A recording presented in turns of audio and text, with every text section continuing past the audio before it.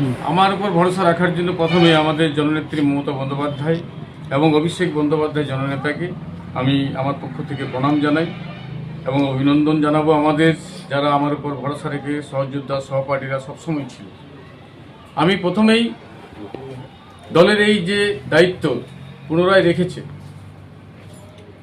তাই আমি যাতে সকলকে নিয়ে উন্নয়ন এবং আমাদের দিদির বার্তাকে পাথেয় করে আমাদের অভিষেক বন্দ্যোপাধ্যায়ের নেতৃত্বে যাতে বিপুল ভোটে জিততে পারি, সে আমার পদক্ষেপ থাকবে।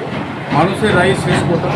মানুষ ভালোবেসেছে বলেই আমাকে আবার মানুষের কথা শুনে বিভিন্নভাবে খবর পেয়ে আমাদের উপর আশা রেখেছে। কারণ আমি হেরে যাওয়ার পরও মাঠ ছাড়িনি।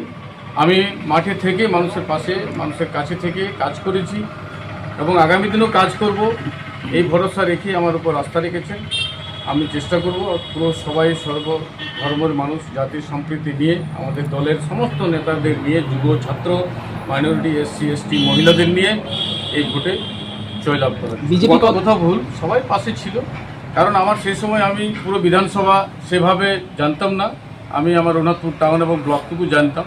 আমার একটা অসুবিধা ছিল সেই মুহূর্তে। কিন্তু এই গত 4 বছরে আমি বুথ টু বুথ প্রায় 280টা বুথকে চিনি, নেতৃত্বদের জানি এবং সবাই একসাথে আমাকে আশীর্বাদ করছে এবং একসাথে যেখানে গেছি পথে আমাদের উন্নয়নের পাঁচালী করতে সবাই সাড়া দিয়েছে। এবং এখন আজ অবধি সবাই ফোন করে এই কথাই বলছে, আমরা আছি, একসাথে থাকবো এবং একসাথে ছিলাম।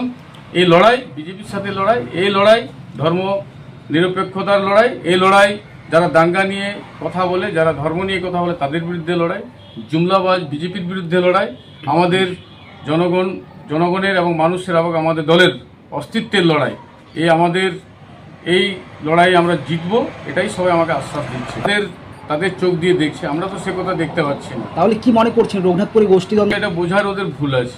আমাদের দলের কর্মসূচির জন্য বিভক্ত করা হয়েছিল বিভিন্ন টিমে, টিম বি, টিম সি। দেখবেন আমরা প্রত্যেকে ব্লকে যাচ্ছি, প্রত্যেক নেতা প্রত্যেক আমাদের সেই দলগুলোর মধ্যে ছিল। তা তারা মনে করছে এটা গোষ্ঠী নয়, এটা আমাদের একটা কর্মসূচি ছিল। এখন আমরা যখন টিকিট দল যাকে নির্বাচন করেছেন, মনোনীত করেছেন, সেটাই শেষ কথা। আজকে আমাকে বাদ দিয়ে অন্য কাউকে করলে আমি তাদের হয়ে খাটতাম, আগে গিয়ে দাঁড়াতাম। আমি যতটুকু জানি দলের হয়ে লড়াই হবে, প্রতীকের লড়াই হবে, দিদির জন্য লড়াই হবে, তৃণমূল সরকারের জন্য লড়াই হবে। দেখুন, বিজেপি প্রথমেই ওরা হেরে গেছে। এই কথা কেন বলছি? কারণ 5 বছর যে বিবেকানন্দের উপর আস্থা রেখেছিল, দল তার উপরে আস্থা রাখলো না। সে যদি ভালো কাজ করতো, জনসংযোগ যদি রাখতো, একটা পেন্সিল দিয়ে মানুষের উপকার করতো, তাহলে দল তার উপর ভরসা রাখতো। অনেক পুরনোদের দিয়েছে। তাহলে এ থেকে বোঝা যায় ওরা পরপর পাল্টাতে থাকবে। ওরা কথা দিয়ে কথা রাখে না, তেমন এমএলএকে দিয়ে এমএলএর উপর আস্থা রাখতে পারছে না, আবার কারো উপর আস্থা রাখবে আর মানুষ বিশ্বাস করবে, এটা হবে না। নোটবন্দি থেকে শুরু করে বিভিন্ন ধরনের জুমলা, মিথ্যা কথা বলা, এসআইআরে মানুষ নাজেহাল হয়েছে। ওরা নির্বাচন করছে, ভোটারদের অস্তিত্ব রক্ষার লড়াই চলছে। সেখানে বিজেপির বিপক্ষেই ভোট হবে, বিজেপিকে সবাই মিলে হারাবে, এটাই নিশ্চিত। আমি বাউরিকে আমি তো অতটা চিনি না, পাবলিকও ফেসবুকে দেখছি ওকে লিখছে ওটা কে। তো যাই হোক, উনি একজন ক্যান্ডিডেট, ওনাকে সম্মান করেই বলবো। উনি ওনার লড়াই করুক, আমরা উন্নয়নের নিয়ে লড়াই করব। আর ওনাকে আমি স্বাগত জানাচ্ছি। একজন মহিলা, আমি তাকে সম্মান করি।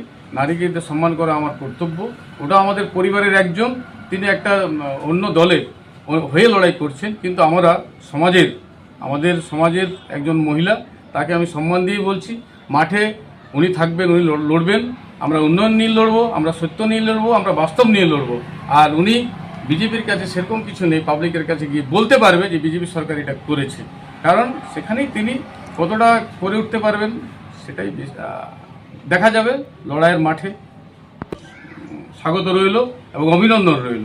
এই লড়াইয়ে আমরা বিপক্ষে, উনি একদিকে আমি একদিকে আছি, আবার অনেক ক্যান্ডিডেট আছে। বাস্তব সমস্যা যদি রঘুনাথপুর টাউনের জন্য বলেন, আমাদের অমৃত 2 প্রায় জলের ট্যাঙ্ক পাইপ বসানো হচ্ছে আমাদের করগালি থেকে। কিন্তু এটা তো জাদু নয় যে একদিনে হয়ে যাবে, এটা সময় লাগবে, প্রায় বছর 2 সময় লাগবে। রাস্তার অভাব ছিল, হয়েছে, কিন্তু জলের আমাদের সমস্যা রয়েছে নিতুড়িয়া, সাতুড়ি, কিছু জায়গায়। সেগুলো আমরা পিএইচি থেকে তদারকি করেছি, কিন্তু যেহেতু কেন্দ্রের সহযোগিতা পাচ্ছে, সেই ক্ষেত্রে আমাদের জলের যে সমস্যাটা রয়েছে, তারাও বিভিন্নভাবে আমাদেরকে বঞ্চনা করছে, কাজের ঠিকাদারদের টাকা দিচ্ছে না, তাই কাজে ত্বরান্বিত হচ্ছে না। যদি আমি জিতি, এটা তো মৌলিক সমস্যা, এটা জল মানে জীবন, জলের অপর নাম জীবন। জল কিভাবে মানুষকে দেওয়া যায়, কিভাবে করা যায়, এটা প্রথম কাজ হবে আমাদের, এবং সেগুলো আমাদের লক্ষ্য রয়েছে। আগে তো জিতবো এটা নিশ্চিত, তারপরে বাকি কাজের কথা হবে। বেশি প্রতিশ্রুতি দিয়ে লাভ নেই। আমাকে মাঠে দেখেছেন, মাঠে থেকে লড়াই হবে, মানুষের পাশে থাকবে, এই কথা বলছি।